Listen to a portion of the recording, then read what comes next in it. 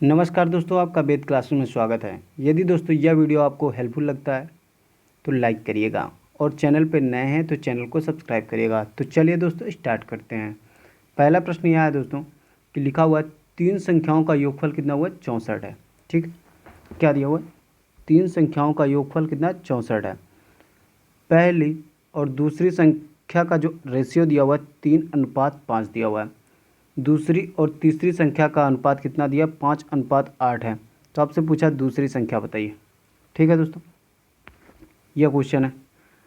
तो आपको पहले तो क्या करना होगा, क्योंकि आपको डाटा दिया क्या है कि तीनों संख्याओं का योगफल दिया हुआ है। ठीक है, तो आप क्या कर रहे होंगे कि पहली और दूसरी संख्या का रेशियो दिया हुआ है, दूसरी और तीसरी संख्या का रेशियो दिया हुआ है। ठीक है, तो आप क्या कर रहे होंगे, तीनों संख्याओं का हम रेशियो निकाल रहे होंगे। ठीक है, तो क्या है, पहली संख्या, दूसरी और ये तीसरी।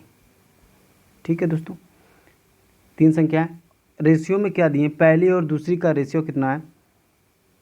3:5। ठीक है दोस्तों, दूसरी और तीसरी का जो रेशियो दिया हुआ है कितना दिया हुआ है नीचे से लिखते हैं। ठीक है दोस्तों, 5:8। ठीक है दोस्तों, आपको रेशियो लिखना है। ठीक है दोस्तों, तो करना क्या होगा, या तो हम ऐसे लिख दें 3:5:8। क्यों लिख देंगे रेशियो दोस्तों? ये पहली दूसरी तीसरी संख्या का रेशियो आ जाएगा, क्योंकि देखिए दूसरी संख्या यहाँ भी 5 है। ठीक है दोस्तों, यहाँ भी दूसरी संख्या क्या है? 5।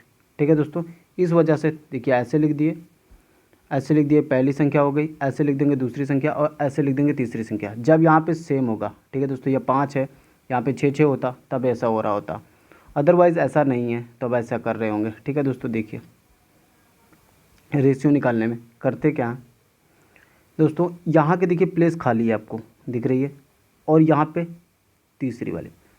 ठीक है, तो क्या कर रहे होंगे कि जो खाली है उसके बगल वाला नंबर इसमें शिफ्ट कर देंगे। क्लियर है दोस्तों, इसके बगल नंबर क्या है? 5 इसमें शिफ्ट कर देंगे।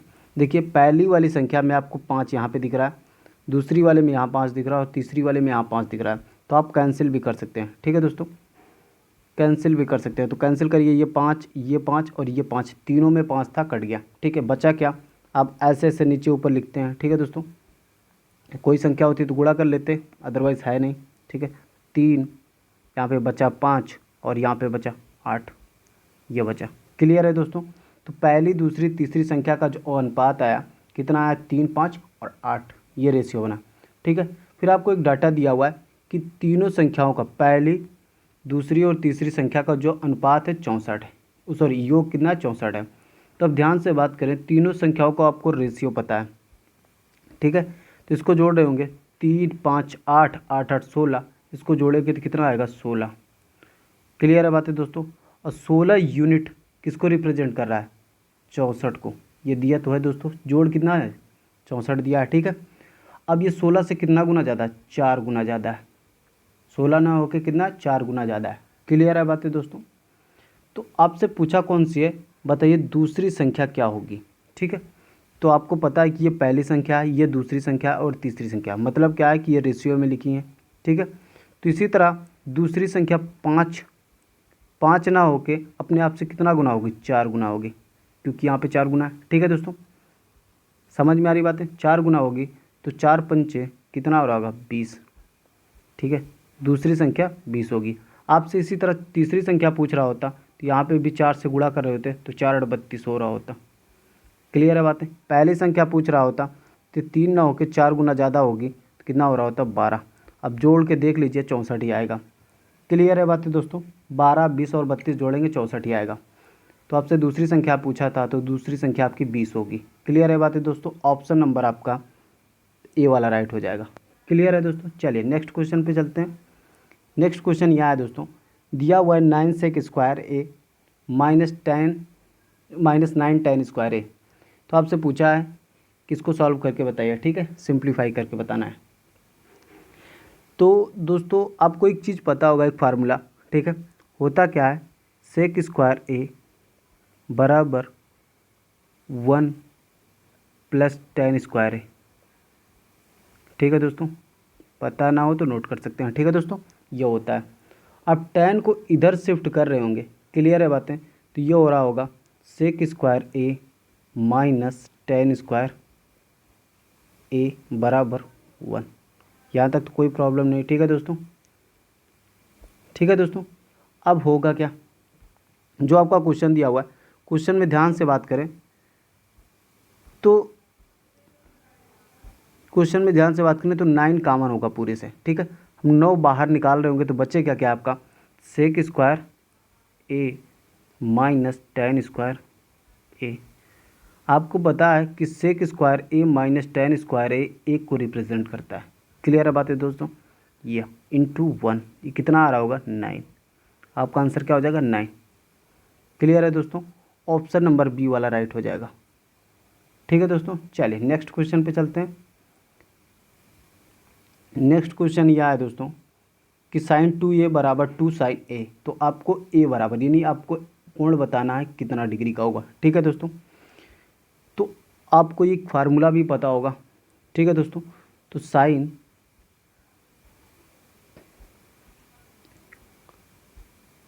साइन 2a का फार्मूला आपको पता होगा 2 sign A into cos A, ये होता है। साइन 2a का फार्मूला होता है 2 sign A into cos A. Clear है दोस्तों, तो ये यहाँ पे देखिए साइन 2a लिखा हुआ है, ठीक है। तो आप लिख सकते हैं 2 sign A into cos A बराबर 2 साइन ए। यहाँ तक तो कोई प्रॉब्लम नहीं दोस्तों। अब होगा क्या, देखिए साइन ए से 2 साइन ए निपटा दीजिए, बचेगा क्या आपका कॉस ए बराबर 1। कॉस की टेबल में आप ध्यान से देखें तो कॉस की टेबल में 1 किसकी वैल्यू होती है, तो कॉस 0 की, आपको पता है 0 डिग्री की। तो ए बराबर आपको पता हो गया कितना आएगा 0 डिग्री। क्लियर है दोस्तों, इस तरह से आपका ऑप्शन नंबर पहला राइट हो जाएगा। ठीक है दोस्तों, पहला ऑप्शन सही हो जाएगा। इसको दोस्तों चाहे तो फार्मूले बेस से या ऑप्शन से भी कर सकते थे। ठीक है दोस्तों, अब उसमें ऑप्शन से करना कैसे है। ठीक है दोस्तों, क्या है कि आपको 4 ऑप्शन दिए होते हैं, ठीक है। ये आपके कोण है, ठीक है दोस्तों, 0 डिग्री, 30 डिग्री है ना, 40 डिग्री और ये 60 डिग्री कोण है। क्लियर है बात है दोस्तों।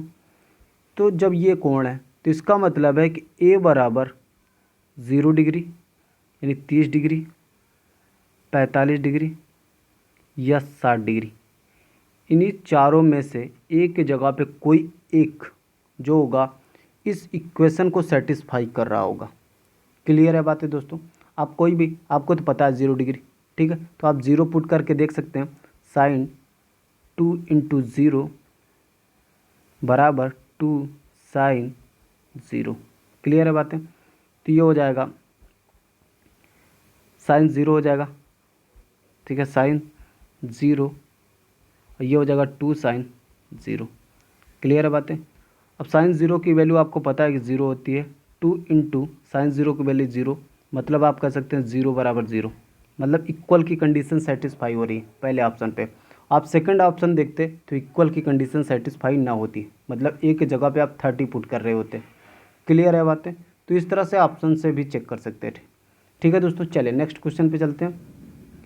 नेक्स्ट क्वेश्चन क्या है, एक घन की प्रत्येक भुजा को दुगुना करने पर इसके संपूर्ण पृष्ठ के क्षेत्रफल में कितने प्रतिशत की वृद्धि होगी। ठीक है दोस्तों, यह क्वेश्चन है। तो आपको घन के बारे में डिटेल पता होनी चाहिए। ठीक है दोस्तों, घन जो होता है उसकी प्रत्येक भुजा क्या होती है, बराबर होती है। क्लियर है दोस्तों, घन की प्रत्येक भुजा बराबर होती है, मगर क्या कहा क्या जा रहा है कि जो भुजा उसको क्या करा, हर भुजा को मतलब प्रत्येक भुजा को क्या करा जा रहा है, 2 गुना कर दिया जा रहा है। तो उसके पृष्ठीय क्षेत्रफल में यानी संपूर्ण पृष्ठीय क्षेत्रफल में कितने परसेंटेज की वृद्धि होगी, ये आपसे बताना है। ठीक है, तो चलिए लिखते हैं घन की भुजा, पहले भुजा लिख लेते हैं। ठीक है, यहाँ पे भुजा लिख लिया। अब यहाँ पे संपूर्ण पृष्ठीय क्षेत्रफल,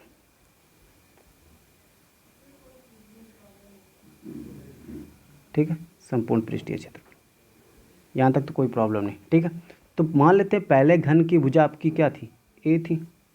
ठीक है, तो उसका संपूर्ण पृष्ठीय क्षेत्रफल होता है भाई 6a²। ये तो होता है घन की भुजा ये है, उसका संपूर्ण पृष्ठीय क्षेत्रफल 6a²। जब भुजा को 2 गुना कर दिया जाता है, भुजा पहले a थी, a का 2 गुना क्या हो जाएगा 2a। ठीक है, क्लियर है बातें दोस्तों। इसका संपूर्ण पृष्ठीय हो जाएगा 6 इंटू ए की जगह पे 2a का स्क्वायर। इसको सॉल्व कर रहे होंगे तो 2 का स्क्वायर 4 और 4 छंग 24। ठीक है दोस्तों, 24a स्क्वायर आएगा। अब यहाँ से बात करें, थोड़ा सा इसके पास में लिखते हैं। ठीक है दोस्तों, 6a स्क्वायर, यहाँ से ध्यान से। अब देखिए 6 से 24 होने का मतलब कितना बढ़ा है दोस्तों, 18 बढ़ा है। कितने की वृद्धि हुई है, प्लस 18 ए स्क्वायर की वृद्धि हुई है। क्लियर दोस्तों, तो प्लस 18 ए स्क्वायर की वृद्धि हुई है किस पे, हमेशा दोस्तों वास्तविक क्षेत्रफल या वास्तविक भुजा पे वृद्धि होती है। ठीक है दोस्तों, तो आपका पुराना क्षेत्रफल क्या था, 6a स्क्वायर, और आपको परसेंटेज निकालने के लिए 100 से मल्टीप्लाई। ठीक है दोस्तों, ए स्क्वायर से ए स्क्वायर कट जाएगा, क्लियर, और 6 से कट जाएगा, 6 त्रिक 18, और 100 गुणे 3 बराबर 300% का इंक्रीज हो रहा होगा। ठीक है दोस्तों, 300% की वृद्धि हो रही होगी। यहाँ तक तो कोई प्रॉब्लम नहीं दोस्तों, यही तो आपसे पूछा था कितने परसेंट की वृद्धि हो रही।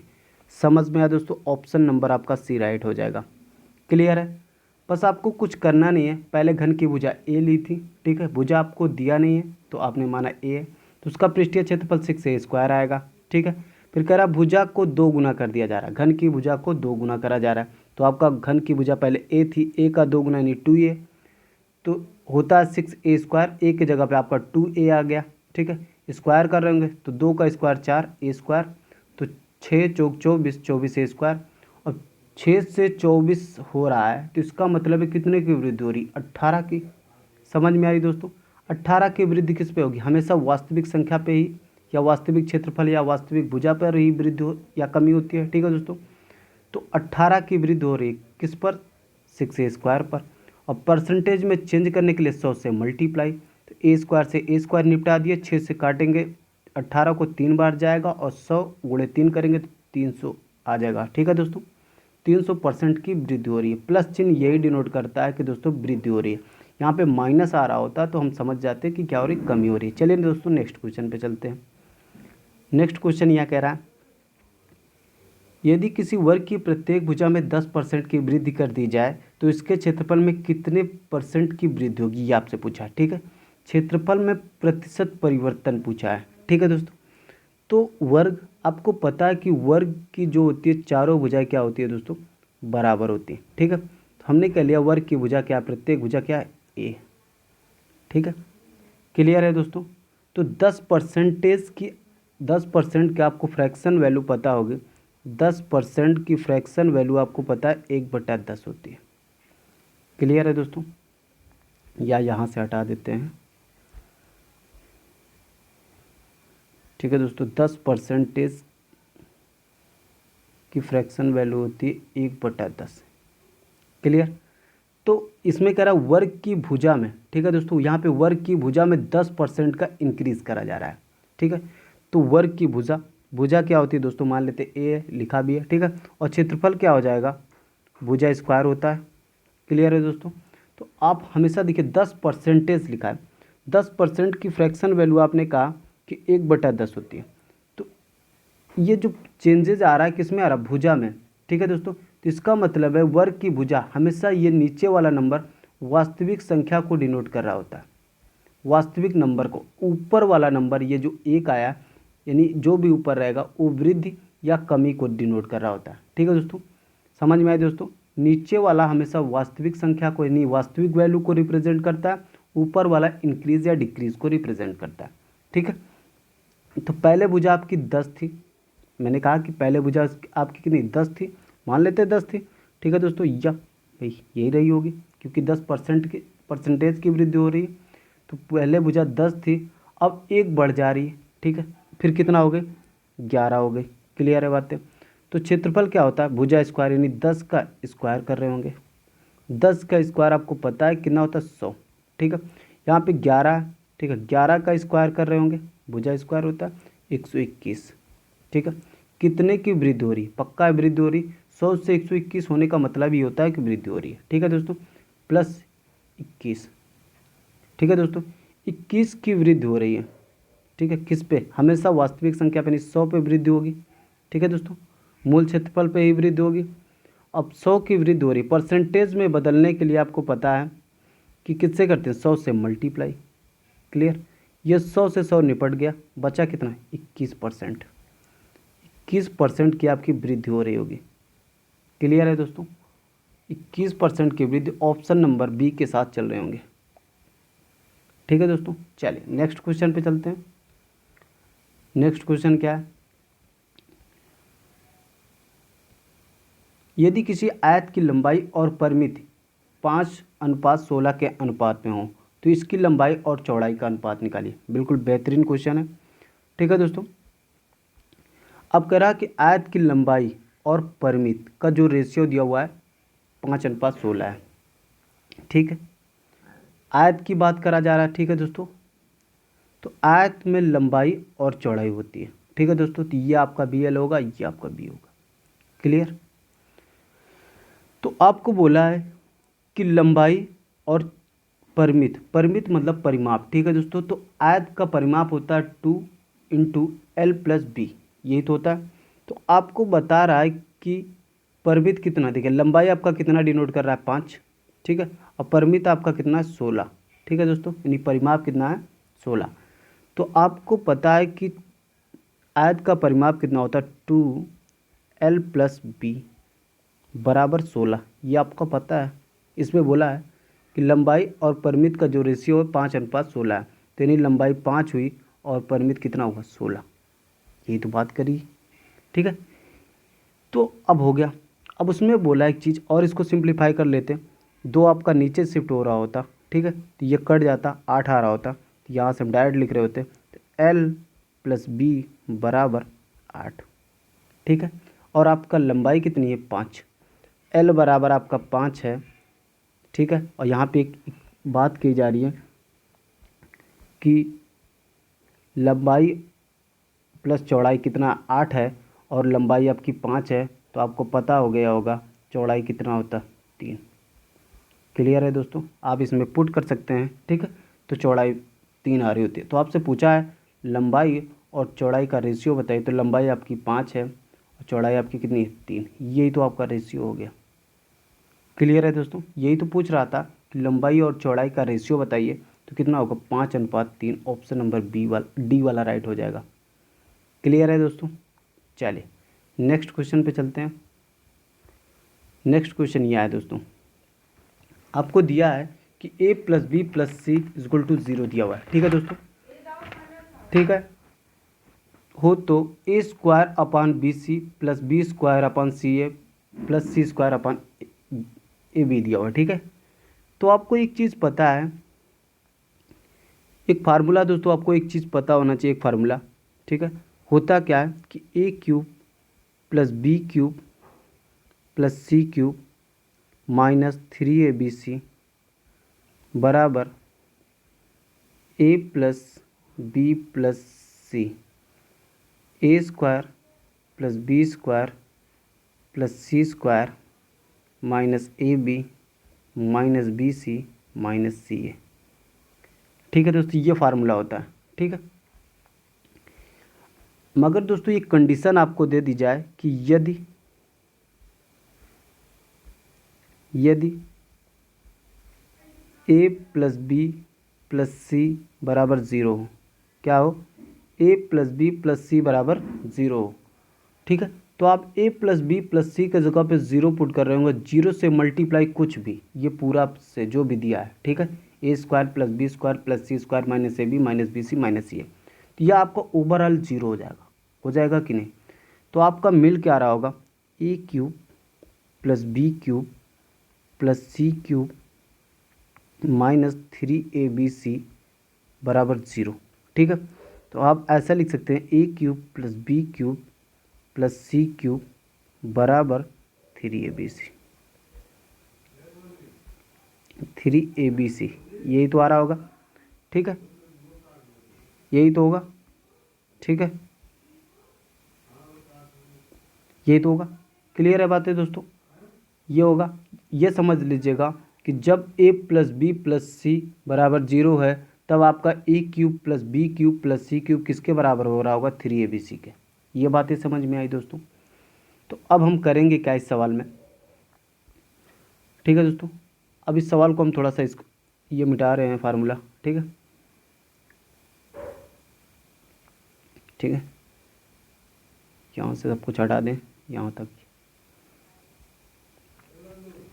ठीक है दोस्तों, अब ये बात समझने की कोशिश करिए कि इसमें होने का क्या है। देखिए, अब ये जो आपका दिया हुआ है, ठीक है, ये जो दिया हुआ है, तो आप क्या करेंगे, a² अपॉन BC दिया हुआ है। ठीक है, तो आपको पता है दोस्तों 4/3 लिखा हुआ है। ठीक है, ऐसे लिखा हुआ, आप 2 से ऊपर गुणा करें तो नीचे भी 2 से गुणा करना पड़ेगा। ठीक है, या 2 से गुणा करें तो 2 से भाग करना पड़ेगा, ये चीज़ होता है। तो 4 दूना 8/6 फर्क पड़ा, फिर सिंप्लीफाई कर देंगे, कर सकते हैं, फिर 4/3 ही आएगा। क्लियर है बात है दोस्तों। तो आप 2 से गुणा करें तो 2 से भाग भी करना पड़ेगा, ये मैथमेटिक्स रूल है। ठीक है दोस्तों, तो आप देखिए, आप a से यहाँ पे गुणा कर रहे होंगे तो a यहाँ भी लिख रहे होंगे, तो आपका बन क्या रहा होगा, a³/ABC, यही तो बन रहा होगा। ठीक है, समझ में आए दोस्तों। अब होगा क्या, ध्यान से बात करिए। तो अब इसमें हमने a से पहले वाले में गुणा करा दिया और इसमें b से गुणा करा दिया, नीचे भी b से, यहाँ c से कराया तो नीचे भी c से कराना पड़ेगा। तो ध्यान से देखिए, बन क्या रहा होगा, a³/ABC plus b³/ABC plus c³/ABC, यही तो बनेगा। आपको एक चीज़ पता है कि जब आपका डिनोमिनेटर, ठीक है दोस्तों, यानी हर आपका बराबर होता है तो अंश आपके जुड़ जाते हैं। ठीक है, तो आपका बन के क्या रहा होगा, ABC। ठीक है, तो ये जुड़ जाएगा a³ + b³ + c³, यही तो बनेगा। ठीक है, ठीक है, आपको देखिए ध्यान से बात करें तो जब a + b + c आपका दिया हुआ है कि a + b + c = 0, तो आपका क्या हो जाएगा, a³ + b³ + c³ बराबर 3abc, यही तो होगा। नीचे तो लिखा है, देख लीजिए दोस्तों। ठीक है, तो यह abc, ये सिंपली abc कट जाएगा और आपका 3 आंसर आ रहा होगा। क्लियर है बातें दोस्तों, ऑप्शन नंबर आपका डी राइट हो जाएगा। यहाँ तक तो कोई प्रॉब्लम नहीं। ठीक है दोस्तों, चलिए नेक्स्ट क्वेश्चन पे चलते हैं। नेक्स्ट क्वेश्चन क्या रहा है कि यदि 7 मकड़ी 7 दिन में 7 जाल बुने तो एक मकड़ी एक जाल कितने दिन में बनाएगी। ठीक है दोस्तों, ये आपसे पूछा। तो आपको एक फार्मूला पता है दोस्तों, MDH/W। ठीक है दोस्तों, ये MDH, M आपका क्या है, मैन, ठीक है दोस्तों, आदमियों की संख्या है, D क्या है आपका, दिन है, ठीक है दोस्तों, H क्या है आपका, घंटा मतलब समय, ठीक है, H क्या है और W क्या है आपका, वर्क है। ठीक है दोस्तों, तो क्या होता है कि M1 D1 H1 अपान W1 किसके बराबर होता है, M2 D2 H2 by W2, ये फार्मूला होता है। ठीक है दोस्तों, इसका हम यूज़ करने वाले हैं। ठीक है, इसमें दिया क्या है कि 7 मकड़ी, मैन के जगह पे मकड़ी है। ठीक है दोस्तों, इंसान नहीं है मगर है तो जीव। ठीक है, कितने दिन में कर रहे, 7 दिन में कर रहा है, कितने जाल बना रहा है, 7 जाल, तो ये वर्क है। ठीक है दोस्तों, 7 जाल क्या आपका वर्क है, यानी कार्य है। ठीक है, मगर यहाँ पे घंटा नहीं दिया है दोस्तों, कितने घंटे काम कर रहा है ये आपको नहीं दिया है। फिर अगले वाले दिया है एक मकड़ी, यानी मैन के जगह पे एक जाल बनाता है दोस्तों, तो ये आपका W दिया हुआ है, W2। ठीक है, तो कितने दिन में आपसे दिन पूछा है। ठीक है, तो आप लिख रहे होंगे M के जगह पे 7 गुणे दिन, दिन के जगह पे 7 दिन। ठीक है दोस्तों, 7 मकड़ी 7 दिन। ठीक है, घंटा नहीं दिया तो नहीं लिखेंगे। ठीक है दोस्तों, और वर्क आपका दिया हुआ है कि 7 जाल बनाते हैं। ठीक है, मैन मकड़ी, अगली मकड़ी कितना, एक मकड़ी कितने दिन में, आपको यही तो दिन नहीं पता है, D लिख लेते, और कितने जाल बनाती, एक, ये 7 से 7 निपटा दीजिए। ठीक है दोस्तों, काट दीजिए, आपका आ क्या रहा होगा, तो 7 डेज में। ठीक है दोस्तों, यही तो आ रहा होगा, D बराबर 7 दिन में। ठीक है दोस्तों, तो एक मकड़ी एक जाल 7 दिन में बनाएगी, ऑप्शन नंबर C वाला राइट हो जाएगा। क्लियर है दोस्तों, चलिए नेक्स्ट क्वेश्चन क्या है। नेक्स्ट क्वेश्चन यह है दोस्तों कि दो संख्याएं 1:3 के अनुपात में हैं, यदि इनका योगफल 240 हो तो इनका अंतर बताइए। ठीक है, ठीक है। तो दो संख्याएं, पहली संख्या और दूसरी संख्या, है ना। पहली संख्या और दूसरी संख्या का जो रेशियो है 1:3 है, ठीक है। मगर आपको डाटा क्या दिया हुआ, जोड़ का दिया हुआ है, योगफल का दिया हुआ है, कितना दिया हुआ 240। तो पहली संख्या और दूसरी संख्या को जोड़ते तो कितना आता है, 4 आता। और ये 4 यूनिट किसको रिप्रेजेंट कर रहा है, 240 को। कितने गुना है, 60 गुना है। क्लियर है दोस्तों। तो पूछा है इनका अंतर कितना होगा, ठीक है। तो 1 और 3 का अंतर कितना होगा, 2 होगा, ठीक है। 2 यूनिट ना होकर ये कितना गुना होगा, 60 गुना ज़्यादा होगा। 60 दूना 120, इनका अंतर कितना होगा, 120 होगा। क्लियर है दोस्तों, कितना होगा इनका अंतर, 120। ऑप्शन नंबर ए वाला राइट हो जाएगा। तो बस दोस्तों आज के लिए इतना ही। यदि दोस्तों वीडियो पसंद आई हो तो लाइक करिएगा, और चैनल पे नए हैं तो चैनल को सब्सक्राइब करिएगा। तो कल मिलते हैं दोस्तों एक नई वीडियो के साथ, तब तक के लिए नमस्कार।